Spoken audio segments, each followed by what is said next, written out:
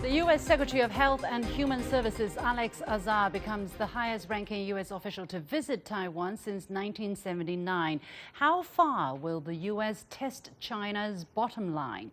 And the U.S. accuses Russia and China of influencing the upcoming elections, albeit in favor of different candidates.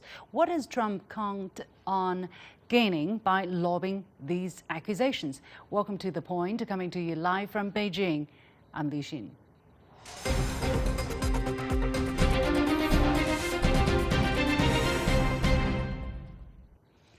Alex Azar, the U.S. Secretary of Health and Human Services, is leading a special American delegation in China's Taiwan.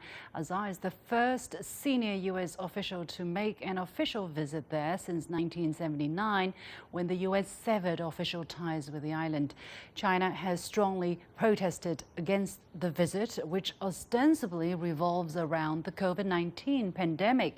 The U.S. and Taiwan have been getting closer since President Trump came into office in 2016.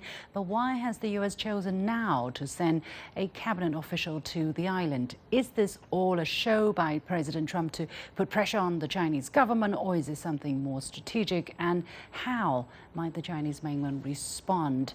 Joining me to discuss the matter are Professor Chen Hong, Executive Director at the Asia Pacific Studies Center at East China Normal University, Stephen Goldstein, Director of the Taiwan Studies Workshop at Harvard University, and on the phone, former Taiwan legislator Joanna. Welcome to all of you. Let me go to Mr. Goldstein first. Now, this time marked the first time since 1979, as I said, that really a minister-level official of the United States has visited Taiwan. In light of deteriorating ties between the two countries, what's the significance of his visit? What's the message the U.S. is trying to send by getting closer to Taiwan? Well, I think the first thing to say is that this is not the first visit since '79 by a cabinet-level official. There have been previous visits. Pena during the Clinton administration. What's the motivation? I think as far as the United States is concerned, the motivation is really twofold.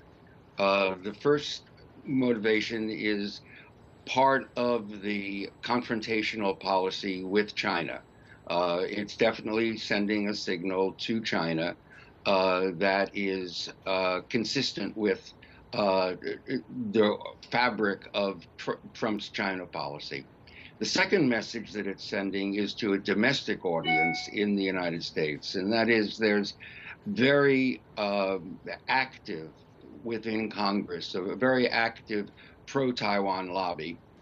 And that lobby and the people within it are very important as part of Trump's base. So he's also sending a signal to them that he is sympathetic with their pro-Taiwan What about China? Is China somewhere in the mix? I mean, is America aware of the kind of reaction it's going to get in Beijing by taking this move? Mr. Goldstein, still. Yes. I think China's very definitely in the mix. You know, this could have been much worse in terms of U.S.-China relations. They chose a relatively low-level cabinet official to go to Taiwan with the agenda of talking about the COVID-19 virus. And it's a very carefully orchestrated choice. And I think that the response of China to this visit, which has been very formulaic, China has said what it has to say about the one China policy, but it hasn't generated a crisis. I think that it's well short of a crisis setting agenda. All right. It could have been much worse. Okay. There could have been a different official sent. Yeah. Professor Chen, how do you look at the interpretation of both the initiative on the U.S. side and the reaction on the Chinese side being very carefully orchestrated? Professor Chen.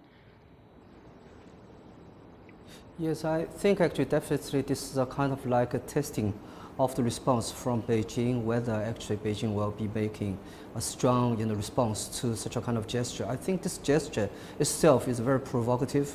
It actually provokes actually the bottom line of the Chinese, the one China policy, which is actually the foundation of the US-China relations. I think actually in China, obviously, China definitely opposes such a kind of move. I think actually it is an aggregating process. If China makes a kind of like a responses that actually U.S. Interprets as feeble or weak, definitely I think that there will be a second step and a third step, and that will actually amount to something that can be even more provocative. I think at this stage, both people, not only in Beijing but also in Washington, need to be very careful about this. This is the bottom line, the core interest, core national interest of China. Okay. Well, during Azar's visit on Monday, the U.S. and Taiwan signed a memorandum of understanding on health cooperation. So, Joanna, what does the agreement really mean? What we can't understand is why is Azar going to Taiwan to talk about cooperation in pandemic control and not busy at home, dealing with the ever-mounting crisis at home? Well, the agreement signed is Chapter 2 of what's being announced in March this year. So ever since March, there has been a lot of cooperation between Taiwan and the United States, and all in all culminating to the Azar visit. And I think it is right to interpret it as U.S. pushing the envelope or setting the table for future actions vis-a-vis PRC in the months to come. But I just want to underscore that this is not an interpretation that we say is the highest profile. It's touted by Health and Human Service press release and the AIT press release to be the highest ranking since 1979, to be the one as a direct result of Taiwan Travel Act, and also as a conveyor of Trump's friendship, admiration, and support to Taiwan. So all these political interpretation and languages are directly from the United States. So U.S. is definitely using this opportunity to not only praise Taiwan for its success in combating the COVID-19, but also making a sharp contrast between what in their eyes a free and democratic system in combating the COVID-19 vis-a-vis in the press conference or press releases in their direct quote authoritarian, which even though they didn't name PRC, definitely is intended to be interpreted as PRC. But that's outrageous. I mean, okay, the United States probably see itself as a democratic country that is quite the opposite of what Beijing is, and yet they're doing a much worse job in managing the pandemic. Yeah, exactly. How do they explain that, Joanna? Well, that is why I think this is very interesting for us to interpret. The language was very specific. They want to know and to learn from Taiwan that how an open and democratic society can have a success in combating COVID-19. Right. So it is not just about health and the industries that Taiwan has in order to support and supply PPEs and others to Pacific Island nations and or United States, but it is actually a very political message sending directly to their friends and foes in the region. Because in addition to these messages and the specific agreement of joint cooperation in combating COVID-19 going forward, they're also saying that there will be other cooperation in terms of Taiwan's role in Indo-Pacific overall. All right. Indo-Pacific strategy. So it is very political in our sense. Well, let's take a look at the evolution of the steps that the Trump administration has been taking since it won the election in 2016 from that phone call, right, that he broke away from tradition by answering. And then all of the little steps he has been making up to now. For instance, this May he signed into law, an act which is called the Taiwan Act, which calls for the U.S. government to consider increasing its economic, security and diplomatic engagement with nations that have strengthened relations with Taiwan. And now you're seeing this high-level cabinet member visiting the islands. And Mr. Goldstein, What has been brewing? What has this administration been brewing, and what could be the next step? Well, clearly this administration has made up its mind that its foreign policy towards China will be a very hard, confrontational policy at all levels. And Taiwan, of course, is one of the principal ways in which any American administration has shown its unhappiness with China. That is, there is a rhythm to the American relationship with Taiwan that when things become more difficult with China, support for Taiwan increases. There is some truth to that. But the other side of the story, I think you also have to consider Taiwan's response to this. And I think that's often ignored. I think Taiwan is a little bit uneasy about this embrace. I think Taiwan does not want to be drawn into the controversy between China and the United States. Okay, let me jump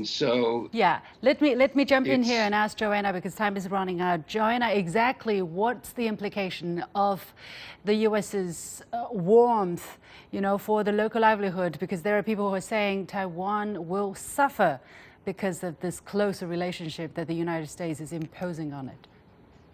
Well, if we look at a longer side, if there are additional actions to be taken by U.S. using Taiwan or wage Taiwan as a lever vis-a-vis PRC, Taiwan can be brought into a disastrous situation.